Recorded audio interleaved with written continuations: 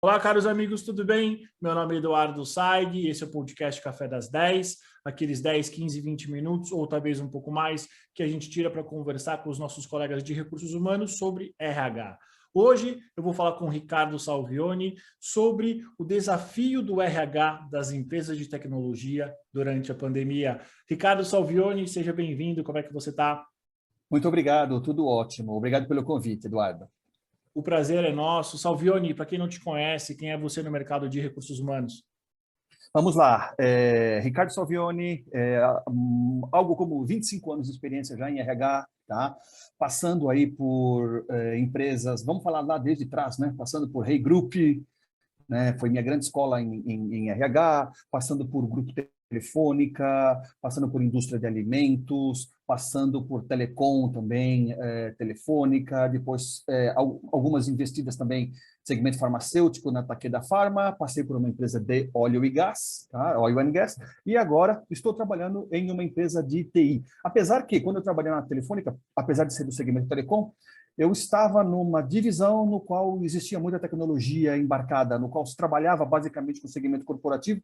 Então, era o mundo telecom, porém atrelado aí às ferramentas também de TI. Que dicas que você dá para pessoas como você, que vieram de outros segmentos, eventualmente segmentos mais tradicionais, e que querem fazer essa migração para a área de tecnologia? Bom, pessoal, assim, o segmento de tecnologia, ele tem características muito peculiares, tá? Primeiro, ela é um segmento baseado em capital intelectual. Nós somos baseados em pessoas. Então, nós não temos, o nosso processo produtivo está relacionado ao conhecimento de cada colaborador que nós temos na nossa folha. Tão simples quanto isso, tá? Então, o grande desafio é entender o que necessita para o negócio, além do que as pessoas muitas vezes estão buscando. Então, vamos lá. Tá?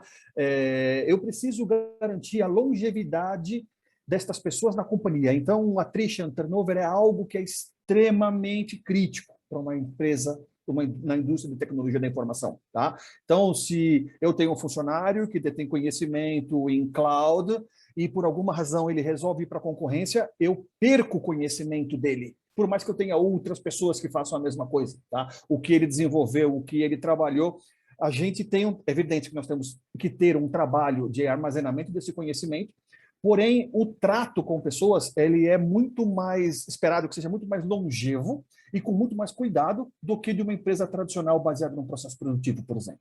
Tá?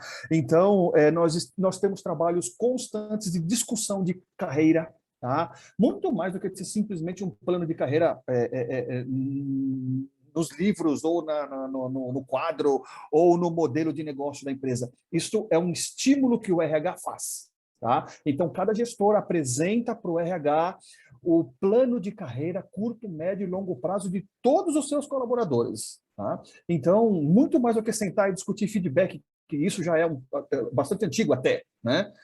Discute-se o que foi feito adequadamente, ou seja, uma reunião mais formal de um modelo tradicional de feedback, e discute-se também 4 vezes por ano, quais são os planos de carreira daquela pessoa. Porque muitas vezes a pessoa fala assim, olha, eu trabalho com Salesforce, eu gostaria de conhecer cloud. Fala assim, olha, puxa, nós temos dentro da nossa universidade corporativa uns 40 cursos de cloud. Ah, mas eu quero conhecer cloud e AWS. Nós temos curso de cloud e AWS. Pesquisa lá. E aí ele faz o curso. No próximo engagement, no próximo alocação de pessoas, nós colocamos ele num trabalho de cloud e AWS. Tá? Então, isso vai garantindo uma longevidade e uma perpetuidade das pessoas no negócio. Tá? O mercado de TI, Eduardo, ele tem o que é relativamente natural, isso acontece em todos os setores, né? Quando você presta serviço, você vende um produto, né? Ele tem um ciclo. Né? Então, é o que a gente chama no mercado de TI, quando inicia-se um trabalho, você tem o ramp-up. Você inicia um trabalho, você presta aquele serviço e em algum momento aquele serviço acaba. Então, as grandes empresas de TI costumam ter múltiplos projetos. Então, enquanto vários estão começando, outros tantos estão no 50% de andamento e outros tantos estão em ramp down, estão em redução. Então, um dos trabalhos que nós fazemos de uma forma muito ativa dentro do grupo de TI é a realocação das pessoas. E não necessariamente somente naquela experiência que as pessoas detêm conhecimento. tá? Então, se uma pessoa trabalha numa grande empresa de TI, quando ela está em ramp down, uma área que normalmente é uma área irmã ao RH, se não for o RH diretamente, ela começa a discutir com aquelas pessoas assim, qual outro projeto você gostaria de participar? Olha, eu estou iniciando um projeto com a empresa X, estou iniciando um projeto com a empresa Y, esta aqui, por exemplo, é SAP ABAP, por exemplo, né? Que é o teu conhecimento, mas eu tenho uma outra aqui também que é for HANA, por exemplo, enfim. Então, aquela pessoa pode ser aproveitada, passa por um processo de entrevista, mas mais uma conversa, né? E uma alocação, uma realocação. Então, a forma com que se classifica e se reenquadra pessoas são movimentos muito particulares da indústria de IT. Tá? Indústria de IT também tem muito de conhecimentos específicos, né? O que a gente chama de emerging technologies. Tá? Então, quais são as emerging technologies do momento? Apesar de algumas já serem até um pouco antigas, nós estamos falando de digital, estamos falando de Salesforce, estamos falando de cloud computing. Tá? E se eu me recordo lá dos anos 2000, né, emerging technologies era o Wi-Fi. O Wi-Fi hoje está totalmente integrado na nossa vida. Tá? Algumas outras tecnologias eu me recordo bem, lá também dos anos 2000, uns 2 anos depois que houve o advento do Wi-Fi, foi criada uma outra tecnologia para substituir o Wi-Fi, que se chamava WiMAX, que não emplacou. Então, existem apostas que vêm e que também não emplacam. Tá? Então, estas bolhas, que é o que a gente costuma chamar, tá? Essas bolhas, elas existem e vão existir sempre no mercado de TI. Tá? Então, sejam elas bolhas de conhecimento e que normalmente é oferta e demanda. Tem pouca oferta no mercado, o custo do salário, o preço sobe. Então, simples quanto isso. Né? O salário é o preço da atividade. Então, o preço daquela atividade sobe, o que é bastante natural. Então, esses são aí alguns breves insights, né, do que ocorre e do que acontece, né, no mundo de TI. E me diz uma coisa, Ricardo, obrigado por você ter já explanado muita coisa para a gente. E novamente fazendo essa brincadeira entre a tua experiência em negócios mais tradicionais, né, empresas tradicionais, indústrias, e o mercado de tecnologia. Se por um acaso você pudesse dar alguns conselhos para os seus colegas de recursos humanos, sejam eles líderes ou mesmo pessoas que tomam decisões nas empresas e que admiram empresas de tecnologia, mas estão em negócios tradicionais, por onde você começaria eventualmente para trazer essa agilidade que a gente sabe que uma empresa de TI tem? Vamos lá. O conselho que eu dou, que pode se aplicar em qualquer segmento, não somente no segmento de TI, tá? Olhem os seus processos sobre o modelo ágil. Muito se fala, agilidade é fazer as coisas melhor. É muito além disso. Busquem experts para ajudar vocês neste conhecimento de tecnologias ágeis, né? Uns falam ágeis, outros falam agile. Tá? Busquem isso, isso faz muita diferença. Eu tenho o modelo Agile implementado no meu departamento. Tá? Então, isto trouxe uma rapidez maior, uma entrega maior e trouxe também um work-life balance melhor para as pessoas do meu time. Tá? Então, esse se eu puder dar um conselho, eu acho que assim, primeiro, invistam em ferramentas digitais. Tá?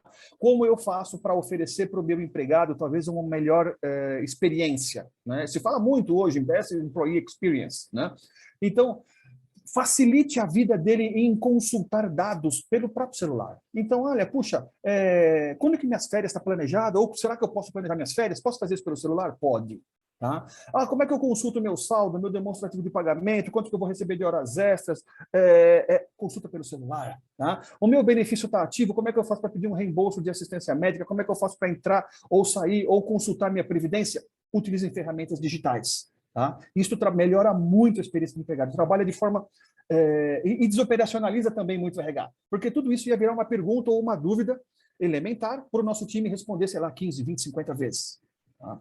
Então, dicas de ouro. Trabalhem em questões de agilidade, tá? Implantem Agile no modelo de vocês, revisem seus processos e apliquem ferramentas digitais. Excelente, Ricardo. Ricardo, agora falando em pandemia, né? Quais foram os desafios que você teve quanto líder de recursos humanos de uma empresa de tecnologia do começo da pandemia, talvez até, não sei, abril, maio desse ano? O que aconteceu? quais foram os principais desafios que você teve, quais foram as soluções que você encontrou? Vamos lá, Eduardo, essa é uma excelente pergunta, porque muita gente às vezes fica ofendido, né, quando a gente fala que para alguns setores a pandemia foi uma oportunidade. Isso não é um orgulho, sabe, dizer que uma doença pode causar uma alegria, né, mas é um fato, né? O segmento de IT cresceu muito durante a pandemia e eu vou explicar para vocês por quê, né? Porque quando vive-se situações normais de negócios, alguma ineficiência pode ser compensado pelo resultado financeiro. Então, eu falo assim, olha, eu estou atingindo minhas margens, é esperado que eu tenha uma rentabilidade X, eu estou tendo essa rentabilidade por projeto, enfim. Quando se apertam os cintos e os projetos já não trazem mais toda aquela rentabilidade, ou os clientes começam a postergar projetos, tá? Você começa a ter que olhar para o seu processo interno para verificar ou para buscar possibilidades e oportunidades de melhoria. É onde entram as empresas de TI. Né? Não só com outsourcing de atividades, mas também olhando efetividade de sistema, efetividade de aplicações, efetividade de resultado, o que pode ser feito diferente. Aí, de novo, Agile, digitalização, o que eu posso fazer para melhorar meu call center, enfim. Tá? Então, desafios primeiros que nós enfrentamos no início da pandemia. Tá? A empresa normalmente não tem, uma empresa de TI não costuma ter problemas com relação a trabalhar home office. Já fazia parte do nosso estilo de trabalho trabalhar home office. Evidente que não todos os dias. Tá? Mas alguns clientes mais tradicionais tiveram muita resistência, mesmo com o advento de proibição, tá? Em abrir suas bases de dados para que as pessoas pudessem acessar isso fora de seus escritórios. Tá? Então, o mercado financeiro ficou muito aflito, restritivo com relação a isso, mas não teve uma outra escolha. E tudo funcionou muito bem. Tudo funcionou muito bem. Tá? Depois disto, o mercado se acomodou, as pessoas começaram a ter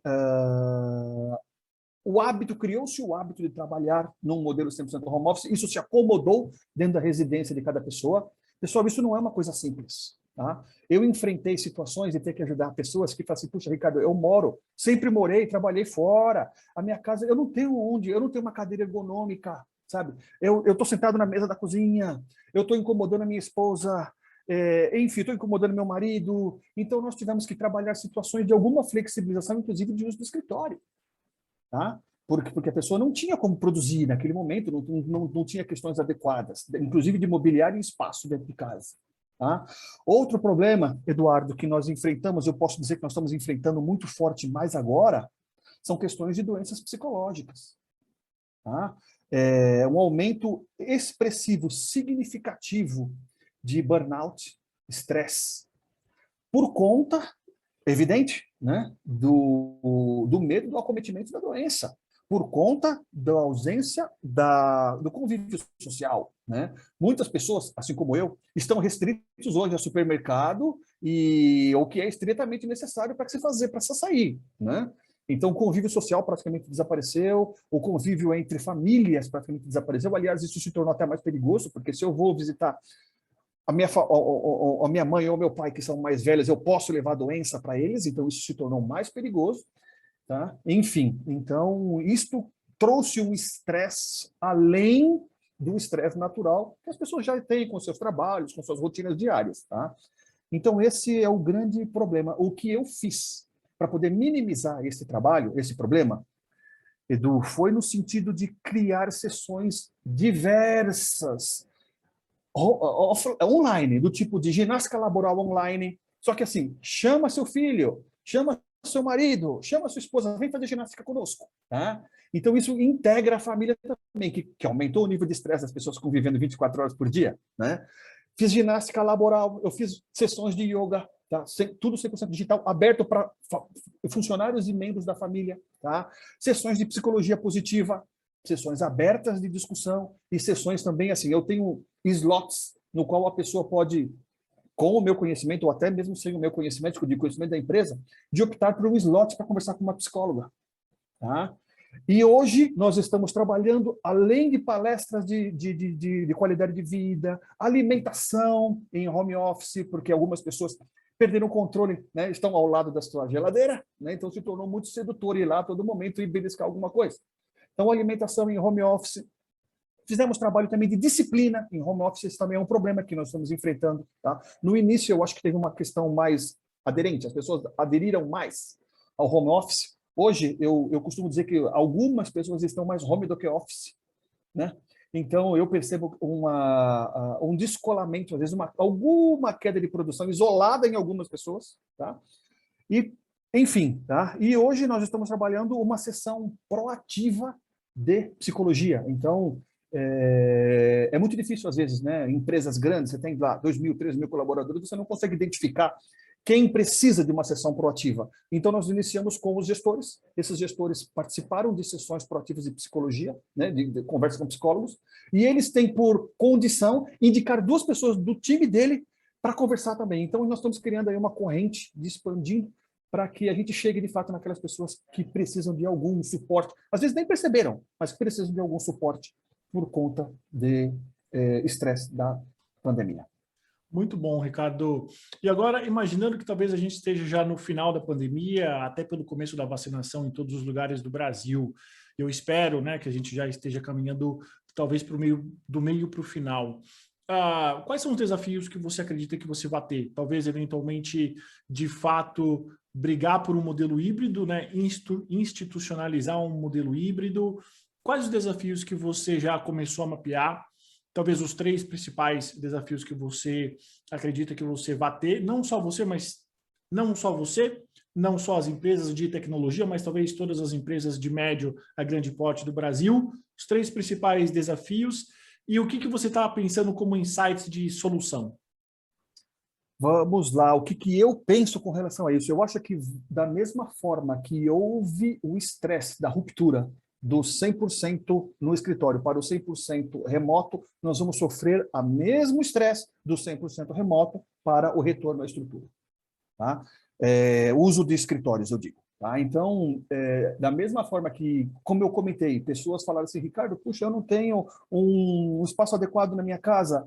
Eu tenho certeza que nós vamos encontrar situações de pessoas que falam assim, Ricardo, eu não quero mais voltar a trabalhar num modelo, nem que seja no modelo híbrido, eu quero trabalhar num modelo 100% remoto. Esse é um desafio que nós estamos trabalhando. Pensando nisto, eu vou comentar alguns outros desafios também, mas pensando nisto, a empresa já tem implementado uma política de trabalho híbrido. Tá? Evidente que isso tem relação com o cliente que ele serve, evidente que isso tem relação com o tipo do trabalho, tá?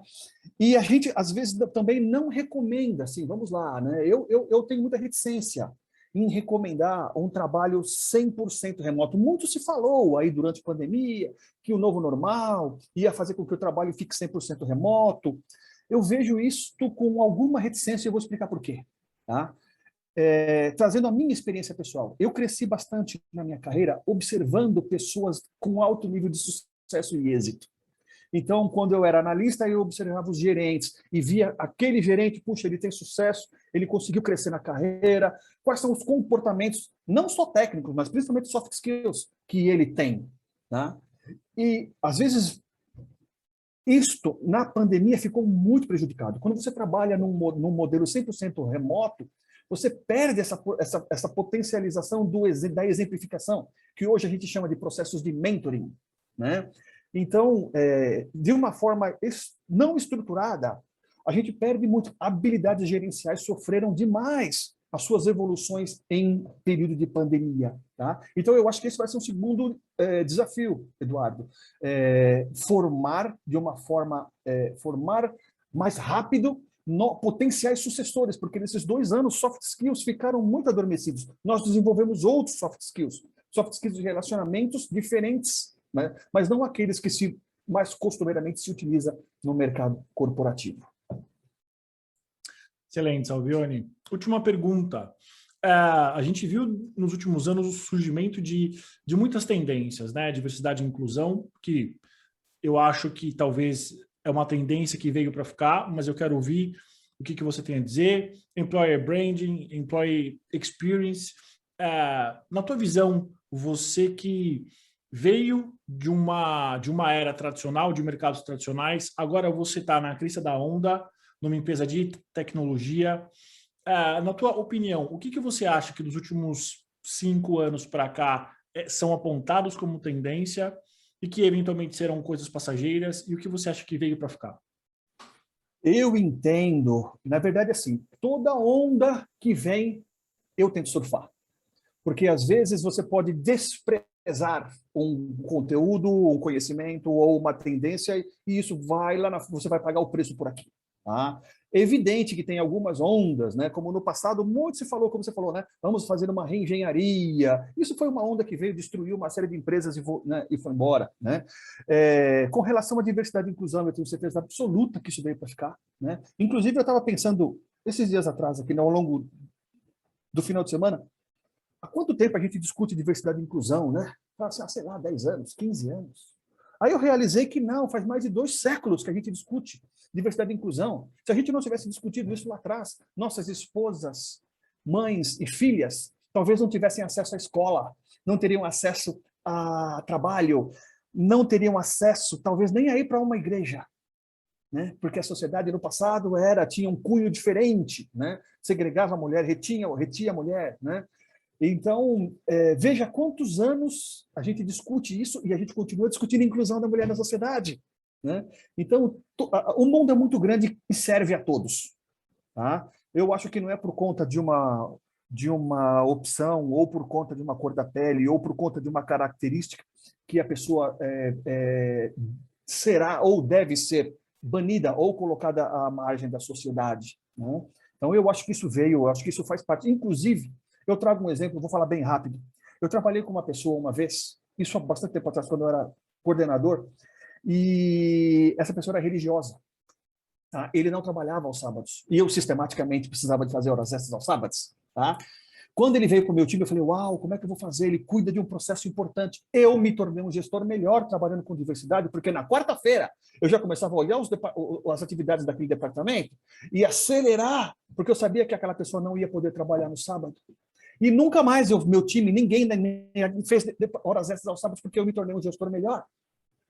Né? Então, a diversidade ela traz vantagens para o negócio que muitas vezes as pessoas ainda não realizaram que existem.